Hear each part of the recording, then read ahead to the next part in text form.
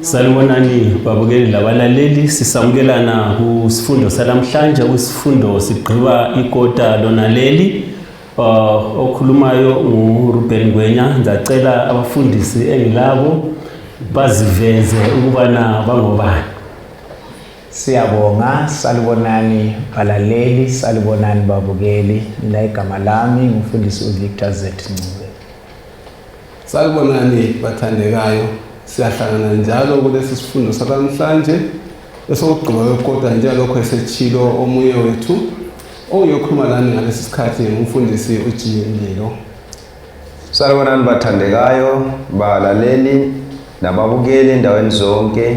Sisamukelana njalo kulesi sifundo olibingelelayo umfundisi uKhonzile Khumalo.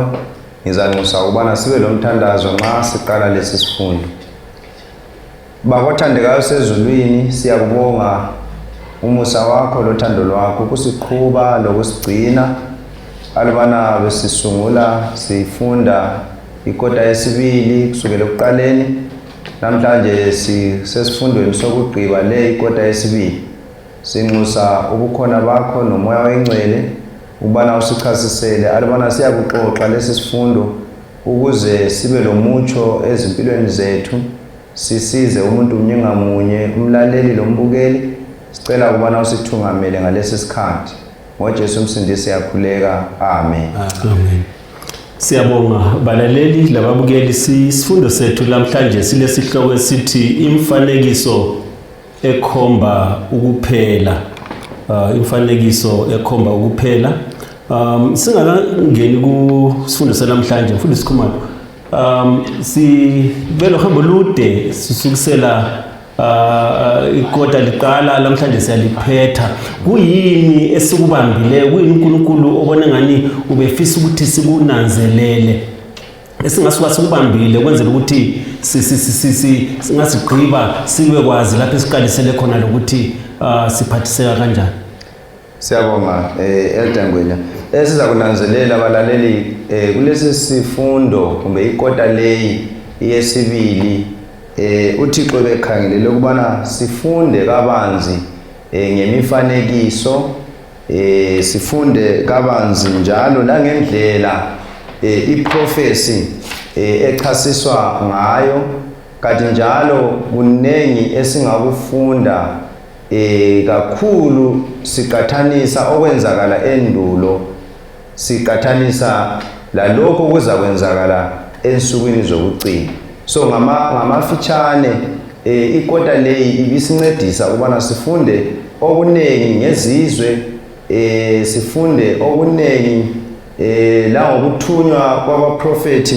So konke lokhuyana kuyasincedisa ke ukuthi nxa sesikubonile kuyini thina uThixo asigcinele khona khathesi, usithumile yini thina khathesi uNkulunkulu njengalokho wabiza uAbraham ngokunye sihlangane lakho kuleli kota. So esikufundileyo ke ukuthi lathi sithunyiwe, kanti njalo esikufundileyo ukuthi lokho kulotshiweyo ngeprofesi kuzacwaliseka soze kuchaye eceleni njengalokho okwenzakalayo ekuqaliseni. Ingazi umfundisi umlilo enxenye ngagcwalisa njengalokho usechilo ukubana isifundo zekota lonke bezikhangele ngemifanekiso okukhomba ukubana umhlaba lo uya ngaphi uvela ngaphi.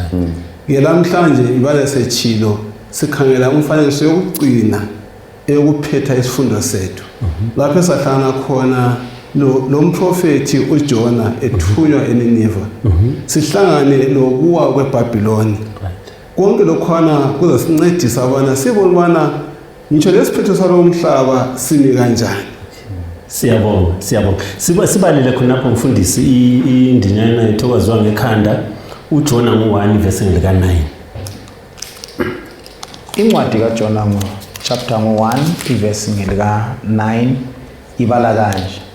Waphendula wathi, ngingumHebheru ngokukhonza uJehova, uNkulunkulu wasezulwini owenza ulwandle kanye nomhlabathi.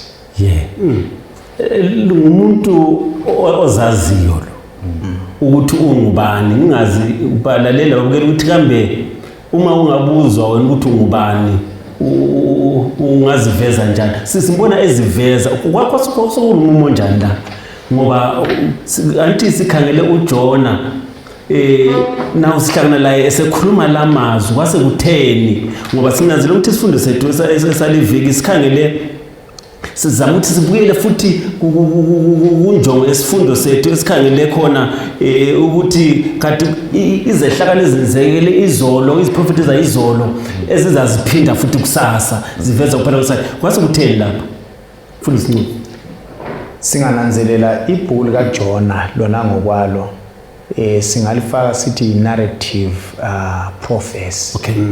Lapho esithola kuyisiprophecy siyisiprophet kodwa nxa usikhangele izinto lezehlakalo ezenzakalayo ngalesi sikhathi. So uJona uyathunywa lapha ubiziwe uthunywa kuba aye ngaphi? Aye eNiniva. iNiniva ayaziyo ububi bayo lengozi funa futhi yayingamehlela yena ngokwakhe.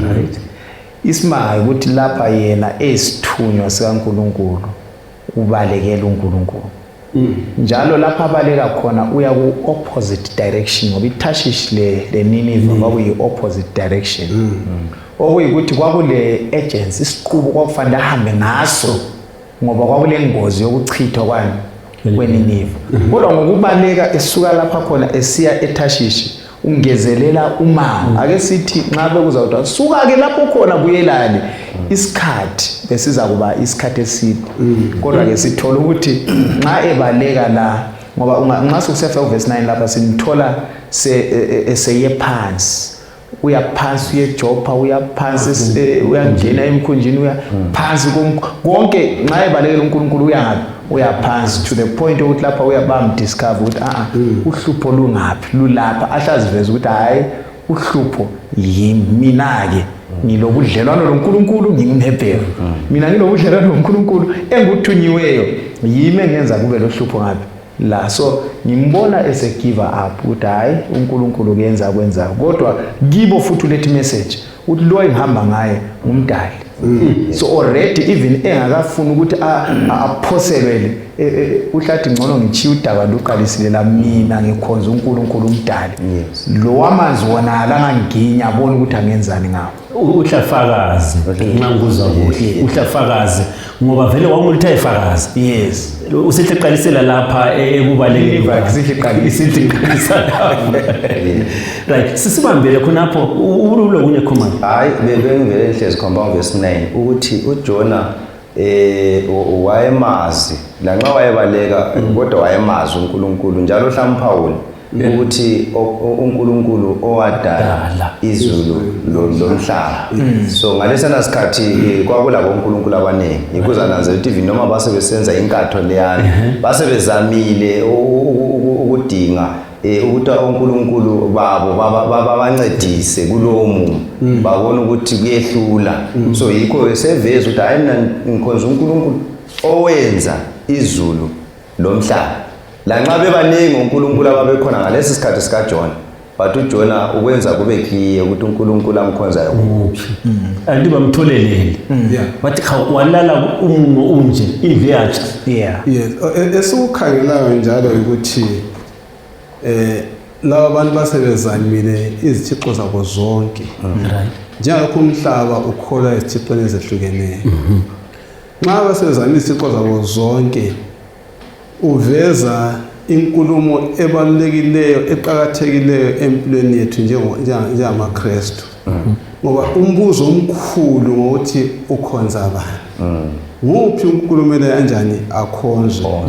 Walo mbuzo omkhulu umbuzo esitokhe silawo up to the end kwesikhathi umbuzo ukuthi waqala khona lezulwini uSathane edeclare ukuthi la akhonzwe la.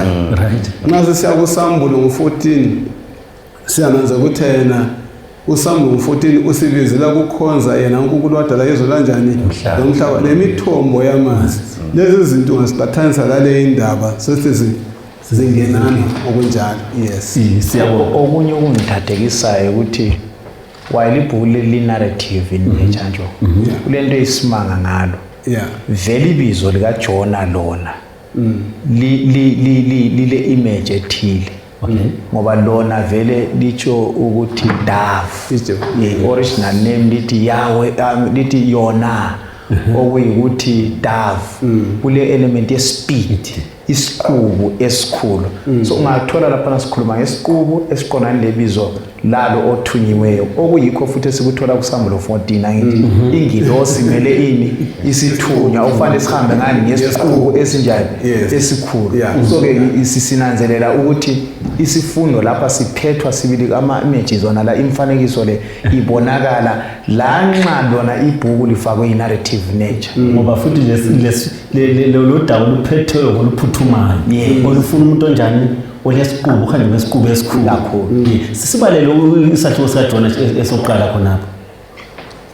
Isahluko uJona chapter 1 engisafunda uverse 1 usiya ku3 ithi ilizwi likaNkulunkulu lafika kuJona indodana kaAmithayi lathi, hamba uye edolobheni elikhulu laseNiniva uchumayele ngokulisola kakhulu ngokuba ububi balo sebufinyelele kimi.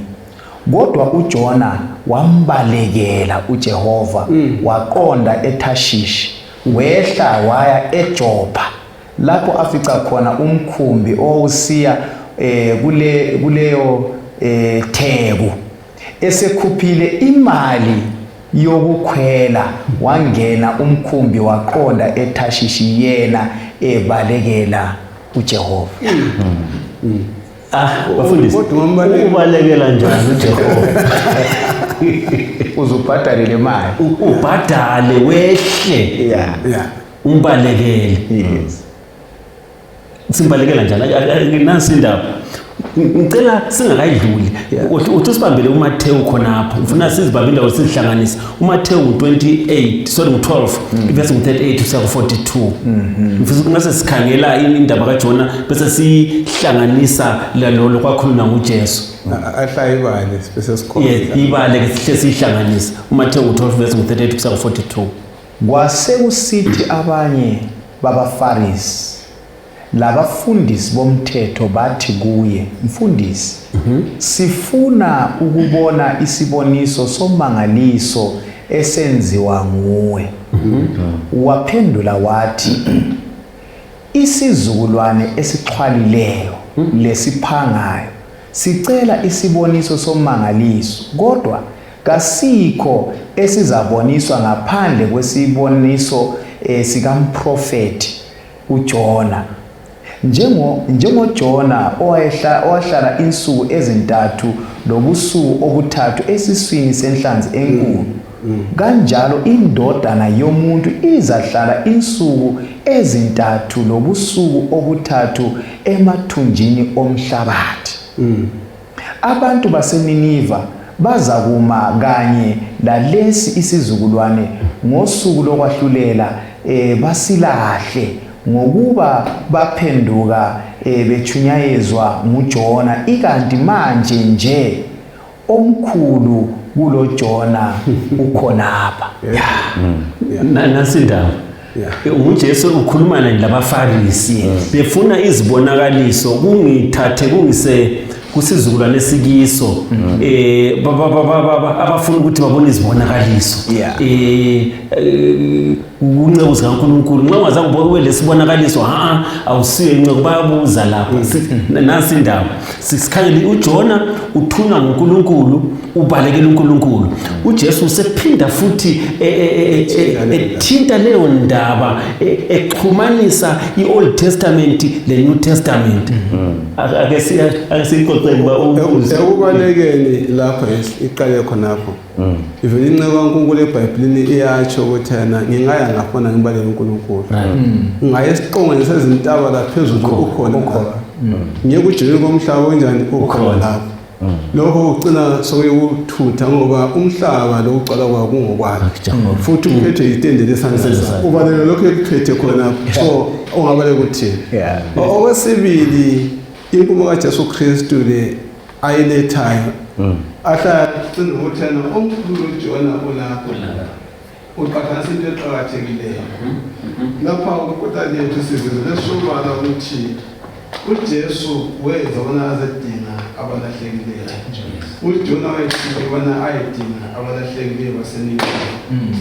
uJona ngenxa yezono zakhe ucine semathunjini omhlaba. uJesu ngenxa yokufuna ukusilisa izono zomhlaba wonke ucine semathunjini omhlaba.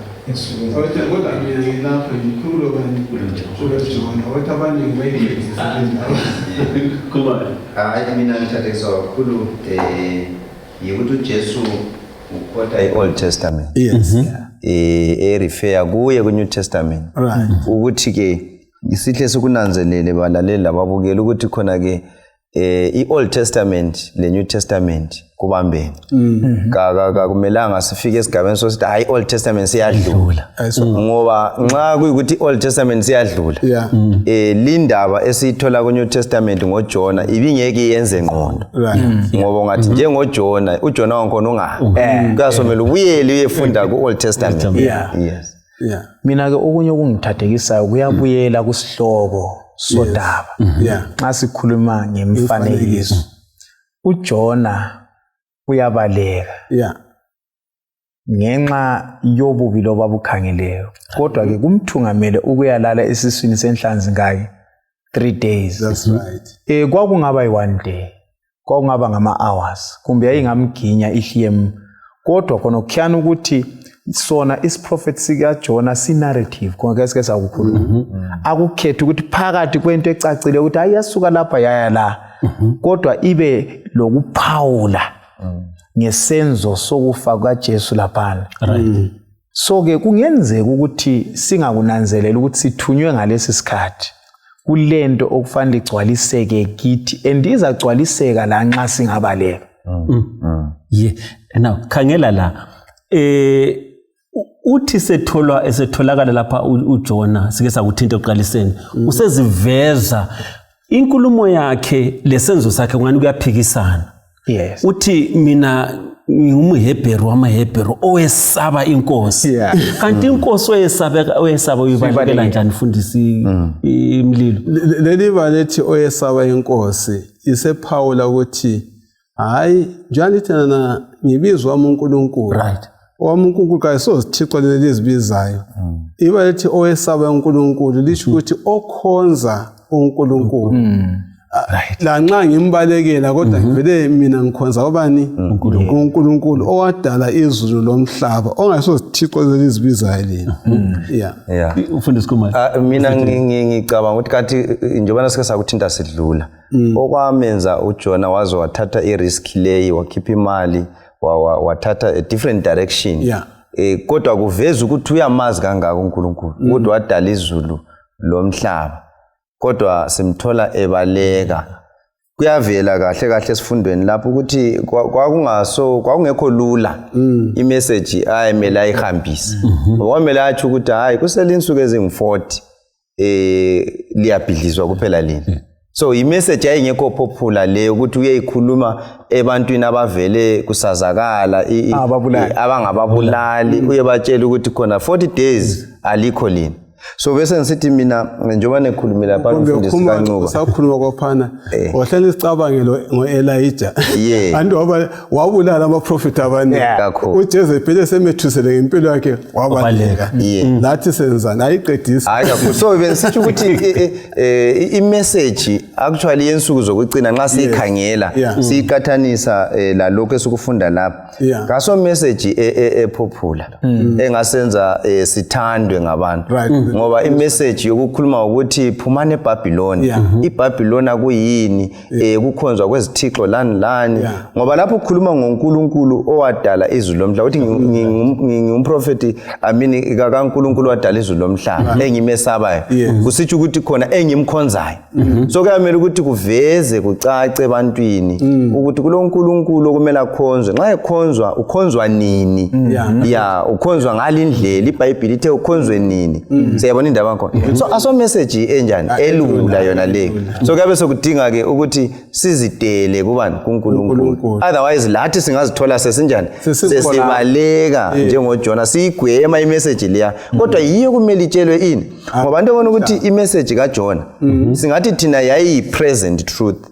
Lali liqiniso laleso sikhathi okumele balizwe ukuthi nxa lingaphendukanga i40 days zidlula liyabhujisa so lathi ke siphiwe iqiniso lalesi sikhathi so akumelanga ukuthi sibe siligwema ngoba yilo elizasindisa umhlaba lelo qiniso otherwise yabalekele thashishe ngikuzwa kuhle mfundisi Khumalo uJona is prophetized that's conditional ngesilungu kwakumele ukuthi kube le nguquko ethile ekhangeleyo eyayingatshintsha imeko kukanti kulesinye isiprophet nesesilaso ngesikhathi sokuphela ilesane sokuthi kumbe baphendukile kumbe kabaphendukanga kodwa isigwebo sinjani siyeza udaba lolu uthinta indaba enkulu nxa ukulanda abantu isilo tshela ukuthi phuma lingamkela uphawu lwesilo somuntu siqambe ngebizo isilo sakhona kulobungozi thilo obukhona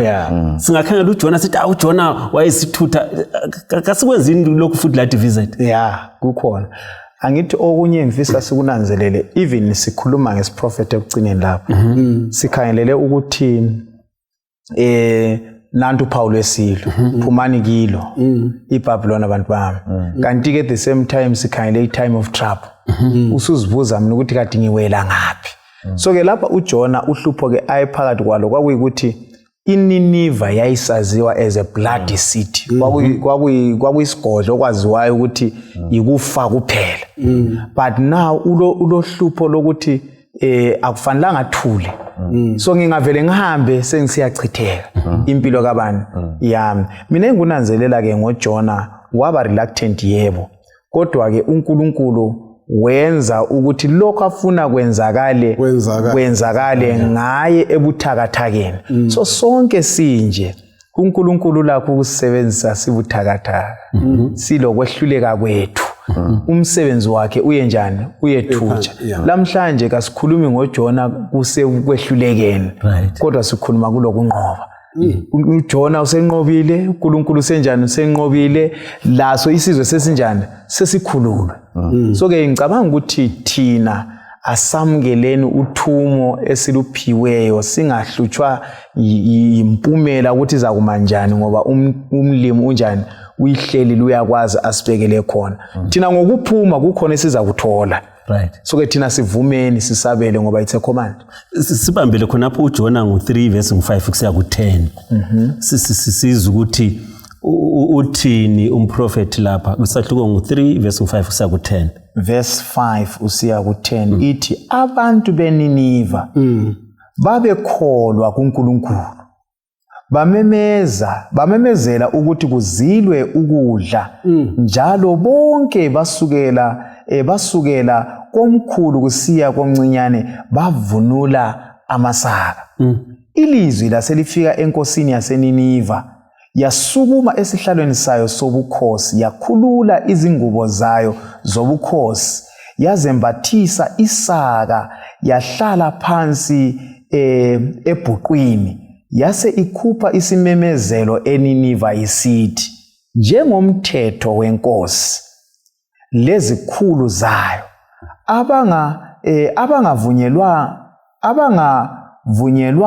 abangavunyelwa muntu kumbe izinyamazana imihlambi lezinkomo loba izimvu ukuthi ithinte ulutho oludliwayo makungavunyelwa kudle kumbe kunathe kodwa akuthi umuntu loba izinyamazana kwembathe amasaka thina isizukulwane selamhlanje mfundisi Mlilo nxa ngilohlupho uyabona ngestatus ukuthi ngalungwenya akuhambanga kodwa lapha sithola inkosi ezizweni inanzelela ukuphuthuma kwendaba ngoba kulesuku ezingamachuma amane zase zinilutshwana kulalezo ngoba nti kulesuku ezintathu uJona azidlalise endleleni esiyale wathi sephenduka esesiya lapha athi khona akabhadalanga lutho ngoba uhambo lomfundi lungabhadalo now inkosi sithi ngithole inkomo imbuzi zakho sesibayini kazingaphumi qoka amasaka isigqokisa amasaka sithini nxa sikuxiganisa lamhlanje sikhangeleleni nxa sichumayela sikhangelele ukuthi kube labantu okuzakwenzakala eNineve sithini othi siqalisele lapha ungabuyela kumbali yesizwe sakwaIsrayeli uNkulunkulu wayethumela ekhuza weIsrayeli ngezona aphindaphinde kodwa balela esoneni. This time uthuma umprofeti wakhe esizweni esingasesikhethiwe esamahedeni ngokwaso. Esivele sikhuluma ngaso ukuthi yena sasibulala singadlala igazi laligeleza emgwaqweni. Now lokho kwaba yisifundo wamile sithi sifundo ngeIsrayeli ukuthi kunjalo khangela nxa ngithula umuntu wami abantu abangangaziyo ukuthi bathatha amanyathelo bani bahle baphenduka bazela ukudla benze yonke into kwakumele ukuthi humble kubathobe inhliziyo abantu bakwaIsrayeli.